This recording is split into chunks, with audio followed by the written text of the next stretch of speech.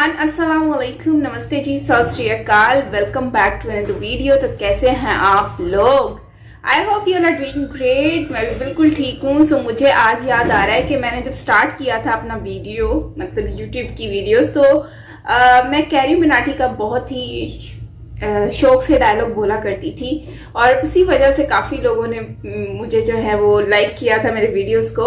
सो उसका ढेर सारा प्यार, thank you so much guys. आज मुझे वो वक्त याद आ गया स्टार्टिंग का। खैर, आज हम जो वीडियो वॉच करने जा रहे हैं, ये वीडियो है वर्ल्ड बैंक की गड्डी पर भारतीय, मतलब कि वर्ल्ड बैंक में अब जो है भारतीय आ गए हैं, उन्होंने संभाल लिया है वर्ल्ड बैंक को। So guys, let's start the video. और सबसे पहले तो मेरी तरफ से आप लोगों को कॉन्ग्रेचुलेशन कि फाइनली इंडिया जो है हर जगह पर ही आ रहा है, प्राइम मिनिस्टर के रोल पर भी देखने को मिल रहा है, हर चीज में आपको इंडिया आगे आगे देखने को मिल रहा है।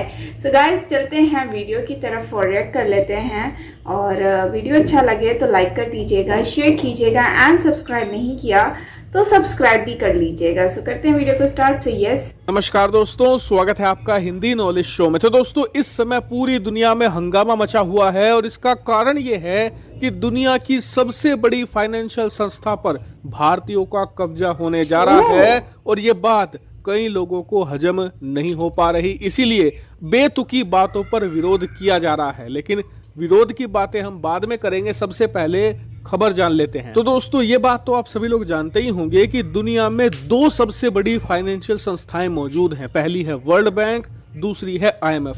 दोनों का काम है दुनिया भर के देशों को लोन देना, कर्ज देना, लेकिन फिर भी दोनों का काम करने का तरीका बिल्कुल अलग है। सबसे पहले IMF की बात करें तो IMF उन देशों की मदद के लिए बना है जिन देशों की आर्थिक लंका लग चुकी हो, मतलब अर्थव्यवस्था बिल्कुल बर्बाद हो चुकी हो और वो देश या तो बैंकरप्ट हो चुका हो या फिर होने वाला हो। ऐसे में उस देश की अर्थव्यवस्था को सुधारने के लिए IMF उस सरकार को लोन देती है, उसका एक फाइनेंशियल पैकेज बनाती है। तो ये तो हो गया IMF का काम।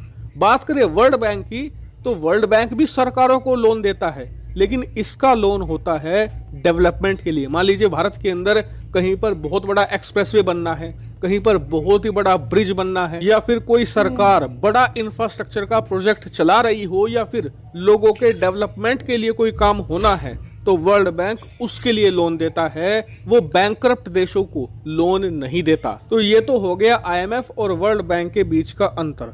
अब जो हमारी खबर है वो वर्ल्ड बैंक से जुड़ी हुई है। दरअसल अमेरिकी राष्ट्रपति जो बाइडेन ने बड़ा ऐलान कर दिया है। इन्होंने भारतीय मूल के अजय बग्गा को वर्ल्ड बैंक के चीफ के तौर पर नॉमिनेट कर दिया है, यानी कि इनके नाम का प्रस्ताव कर दिया है और अब आने वाले कुछ दिनों में इन्हें वर्ल्ड बैंक का चीफ बना दिया जाएगा। और यकीन मानिए, ये सब भारतीयों के लिए एक बड़ा मूवमेंट है, क्योंकि दुनिया की सबसे ताकतवर फाइनेंशियल संस्था की गद्दी पर अब एक भारतीय मूल का व्यक्ति बैठने जा रहा है। और यकीन मानिए, इस खबर की चर्चा दुनिया भर में हो रही है, यहाँ तक कि जो भारत के दुश्मन देश हैं वहां पर भी भारतीयों की खूब तारीफ की जा रही है कि कैसे भारतीय लोगों ने अपनी काबिलियत के दम पर और अपने टैलेंट के दम पर पहले तो दुनिया भर की जो टॉप कंपनियां थी वहां पर प्रमुख पदों पर कब्जा किया, और अब जो दुनिया की टॉप फाइनेंशियल संस्थाएं हैं जो कि दुनिया भर की अर्थव्यवस्थाओं को रन करती हैं, चलाती हैं, वहां के भी जो टॉप पोजीशन है वो भी भारतीय लोग ही अक्वायर कर रहे हैं। और ये भारतीयों के लिए एक बहुत ही बड़ी अचीवमेंट है। लेकिन ऐसा लगता है कि कुछ लोग इस बात से खुश नहीं है कि भारतीय लोग इतनी तेजी से कैसे प्रोग्रेस कर रहे हैं। इसीलिए जैसे ही अजय बग्गा का नाम सामने बढ़ाया अमेरिकी राष्ट्रपति ने वर्ल्ड बैंक के चीफ के लिए, तो बहुत से लोगों को ये बात पसंद नहीं आई, लेकिन उनके पास कोई कारण या कोई सबूत नहीं था जिसके बल पर वो अजय बग्गा की नॉमिनेशन को रुकवा सके। और इसीलिए अब सहारा लिया जा रहा है तमाम एक्टिविस्ट और सोशल वर्कर्स का। दरअसल आप स्क्रीन पर देखिए, दुनिया भर के अलग अलग एक्टिविस्ट बाइडेन की आलोचना कर रहे हैं कि आपने अजय बग्गा को वर्ल्ड बैंक के चीफ के तौर पर क्यों नॉमिनेट किया है, ये गलत चॉइस है। और इन्होंने कारण क्या दिया है? कारण ये दिया जा रहा है कि वर्ल्ड बैंक हाल के सालों में उन देशों को ज्यादा लोन दे रहा है जो क्लाइमेट चेंज के खिलाफ लड़ाई लड़ रहे हैं। ऐसे में अजय बग्गा जो पहले मास्टर कार्ड के CEO रह चुके हैं और बैंकिंग सेक्टर में ज्यादातर इन्होंने काम किया है,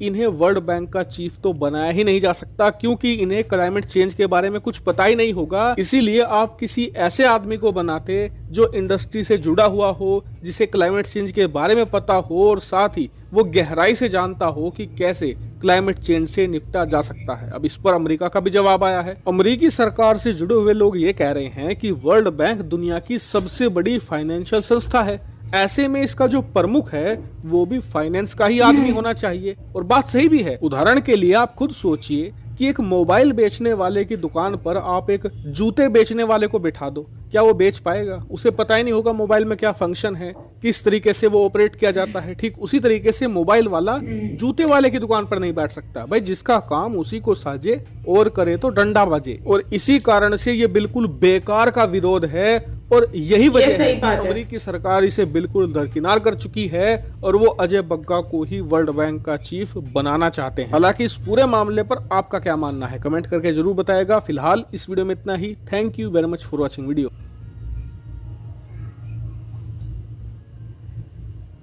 गाइस यहीं पे वीडियो एंड होता है। बहुत ही जबरदस्त वीडियो था। सबसे पहली बात तो यह है कि वर्ल्ड बैंक कोई छोटा मोटा ऑर्गेनाइजेशन तो है नहीं, दुनिया का सबसे बड़ा बैंक जो कि सबको मतलब कि आपको पैसे देता है आपको इंफ्रास्ट्रक्चर के लिए और मतलब बहुत सारे मेगा प्रोजेक्ट्स के लिए। और ये बैंक जो है इसमें अगर एक इंडियन आकर बैठ जाए और वो लीड करे तो क्या ही बात है ना।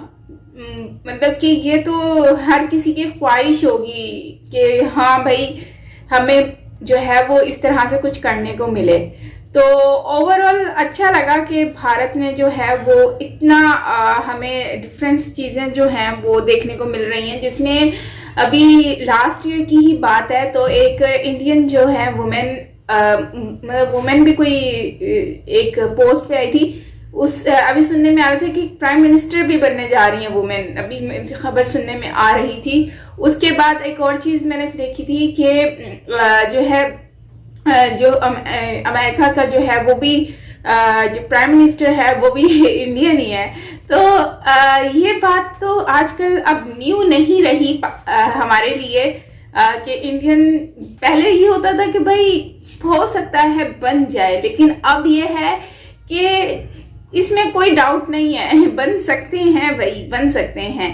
तो अच्छा लगा कि इंडियन जो है वो रोल कर रहे हैं अपने पूरे भारत में, और वर्ल्ड बैंक का जो है वो इंडिया जैसा इंडियन जो है वो वहां पर जाके इतने कैपेबल हैं वो लोग, उनमें इतनी एबिलिटी है कि वो आज वहां पर बैठकर अपना अहम रोल अदा कर रहे हैं और अपने कंट्री का भी नाम रोशन कर रहे हैं। जबकि अगर हम कंपैरिजन तो वैसे बनता नहीं है, अगर हम अपने आप को देखें तो प्रॉब्लम ये है कि कभी यहाँ पर लोग ज्यादातर सिंसियर नहीं होते, काम से सीरियस नहीं होते, और वो कभी इतने अपर लेवल की पोस्ट पर काम करना पसंद नहीं करते। शायद पसंद नहीं करते या उनको इंटरेस्ट ही नहीं है कि भाई छोटी मोटी पढ़ लिया थोड़ा बहुत, चलो जी छोटी मोटी जॉब कर लेता है। और वो शायद खुद पे कॉन्फिडेंस भी नहीं है उनको कि खुद को कि सोचें कि यस हम ये डिजर्व करते हैं और हम ये सब कुछ कर सकते हैं।